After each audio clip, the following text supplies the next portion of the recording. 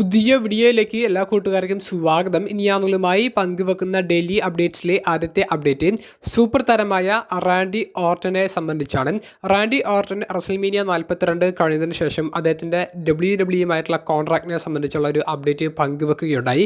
ഇനി 4 വർഷം കൂടി അദ്ദേഹത്തിന് നിലവിലെ കോൺട്രാക്റ്റ് പ്രകാരം ബാക്കിയുണ്ടെന്നാണ് റാൻഡി ഓർട്ടൻ വെളിപ്പെടുത്തിയിട്ടുള്ളത്. കൂടാതെ റാൻഡി ഓർട്ടന് ഇനി നേരിടാൻ താല്പര്യമുള്ള ഏറ്റവും ഇഷ്ടപ്പെട്ട ഒരു താരത്തെ സംബന്ധിച്ചും റാൻഡി ഓർട്ടൻ പറയുകയുണ്ടായി. അത് മറ്റാരുമല്ല, ഫിൻ ബാലറിനെ കുറിച്ചാണ് റാൻഡി ഓർട്ടൻ ആ ഒരു അഭിപ്രായം പറഞ്ഞത്. അപ്പോൾ റാൻഡി ഓർട്ടൻ പറഞ്ഞ അഭിപ്രായം, ഫിൻ ബാലറുമായിട്ട് ഒരു മൾട്ടി മാൻ മത്സരത്തിലൊക്കെ തനിക്ക് പാർട്ടിസിപ്പേറ്റ് ചെയ്യാൻ സാധിച്ചിട്ടുണ്ട്. പക്ഷേ ഫിൻ ബാലറുമായിട്ട് ഇതുവരെ ഒരു 1-on-1 സ്റ്റൈലിൽ തനിക്ക് മത്സരിക്കാൻ സാധിച്ചിട്ടില്ല. ഫിൻ ബാലർ വളരെ സ്മൂത്തായിട്ട് റെസ്ൽ ചെയ്യുന്ന ഒരാളാണ്. അപ്പോൾ അദ്ദേഹമായിട്ടുള്ള ഒരു ഫ്യൂഡ് റാൻഡി ഓർട്ടൻ ആഗ്രഹിക്കുന്നുണ്ടെന്നാണ് റാൻഡി ഓർട്ടൻ പറഞ്ഞത്. അപ്പോൾ ഫിൻ ബാലർ ഇനി എങ്ങാനും സ്മാക്ക് ഡൗണിലേക്ക് ഡ്രാഫ്റ്റ് ചെയ്ത് വരികയാണെങ്കിൽ, സ്മാക്ക് ഡൗണിലേക്ക് മാറുകയാണെങ്കിൽ റാൻഡി ഓർട്ടനും എതിരെയായിട്ടുള്ള ഒരു സ്റ്റോറി പ്രതീക്ഷിക്കാവുന്നതാണ്. അപ്പോൾ ഒരു 4 വർഷത്തെ കോൺട്രാക്റ്റ് റാൻഡി ഓർട്ടൻ്റെ കരിയറിൽ ഇനി ബാക്കിയുണ്ട് എന്ന് പറയുമ്പോൾ ഒരു 2030 വരേക്ക് റാൻഡി ഓർട്ടനെ നമുക്ക് പ്രതീക്ഷിക്കാം. ഇനി അപ്രതീക്ഷിതമെന്നോണം അതിന് മുൻപ് ഒരു റിട്ടയർമെൻറ്റ് സാധ്യതയും നമുക്ക് തള്ളിക്കളയാൻ സാധിക്കില്ല. ഇതാണ് റസൽമേനിയ 42 ശേഷം റാൻഡി ഓർട്ടൻ ഒരു ഇൻ്റർവ്യൂവിൽ വെച്ച് പങ്കുവച്ച അഭിപ്രായങ്ങൾ. നിങ്ങളുടെ പ്രതികരണം കമൻറ്റ് ബോക്സിൽ രേഖപ്പെടുത്തുക.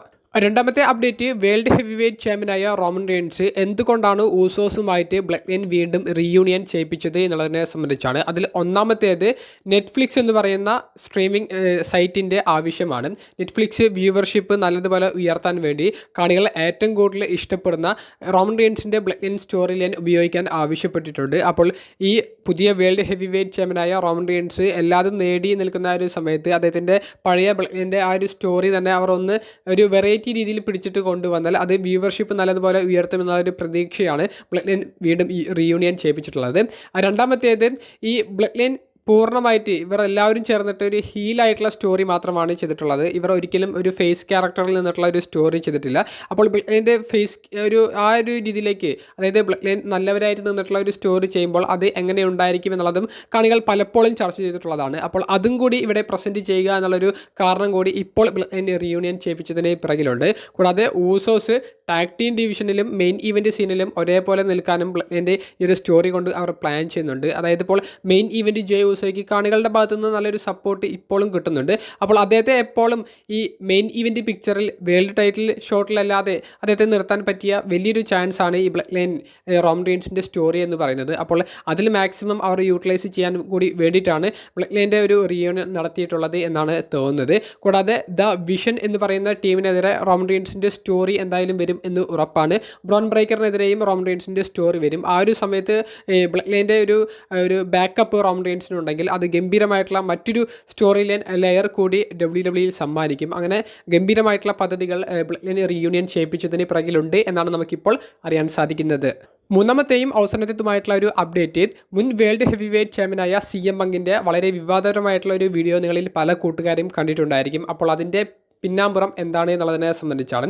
വീഡിയോയുടെ ഒരു ടോപ്പിക് എന്ന് പറയുന്നത് ഒരു ആരാധകൻ്റെ ഫോണ് CM പങ്ക് തട്ടിത്തെറിപ്പിക്കുന്നതാണ്. അപ്പോൾ അതിൻ്റെ യഥാർത്ഥ വശം എന്താണെന്ന് വെച്ചാൽ, ബെയ്ലി, AJ Lee തുടങ്ങിയവരുടെ വീഡിയോ എടുക്കാൻ ശ്രമിച്ച ആരാധകൻ്റെ ആ ഫോണാണ് CM പങ്ക് തട്ടിത്തെറിപ്പിക്കുന്നത്. കാരണം ബെയ്ലി ആദ്യം എടുക്കരുത് എന്ന് പറഞ്ഞ് ഒന്ന് വാൺ ചെയ്തിട്ട് അദ്ദേഹത്തെ ഒന്ന് മാറ്റിയതാണ്. എന്നാൽ പിന്നെയും വീഡിയോ എടുക്കാൻ ശ്രമിച്ചപ്പോഴാണ് CM പങ്ക് അങ്ങോട്ടേക്ക് പോയി ഈ ആരാധകൻ്റെ ഫോണ് തട്ടിത്തെറിപ്പിച്ചത്.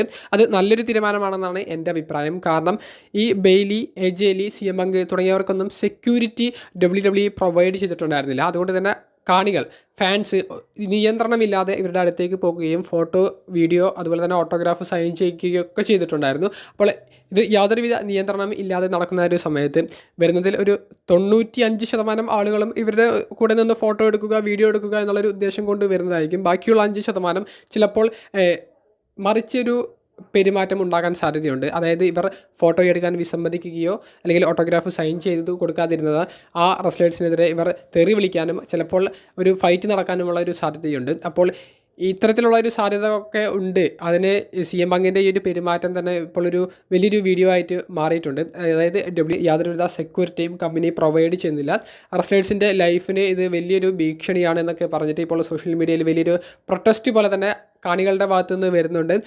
കൂടാതെ റെസ്ലേഴ്സിൻ്റെ ഭാഗത്തു നിന്നും വന്നിട്ടുണ്ട് എന്നാണ് അറിയാൻ സാധിക്കുന്നത്. അതിൻ്റെ ഒരു മൂല കാരണം എന്ന് പറയുന്നത് CM Punkൻ്റേതായിട്ട് ഇപ്പോൾ പുറത്തേക്ക് വന്ന വീഡിയോ ആണ്. അപ്പോൾ സൂപ്പർ താരങ്ങൾക്ക് അടക്കം സെക്യൂരിറ്റി കൊടുക്കാത്തത് അത് WWE റെസ്ലേഴ്സിൻ്റെ ജീവന് തന്നെ ആപത്താണ് എന്നുള്ളത് തെളിയിച്ചു തരുന്നൊരു വീഡിയോ കൂടിയായിരുന്നു CM Punkൻ്റേതായി ഇപ്പോൾ പുറത്തേക്ക് വന്നത്. അപ്പോൾ ഇതാണ് ഇപ്പോൾ സോഷ്യൽ മീഡിയയിൽ CM Punkൻ്റേതായിട്ട് കറങ്ങി നടക്കുന്ന ഒരു വൈറൽ വീഡിയോ എന്ന് പറയുന്നത്.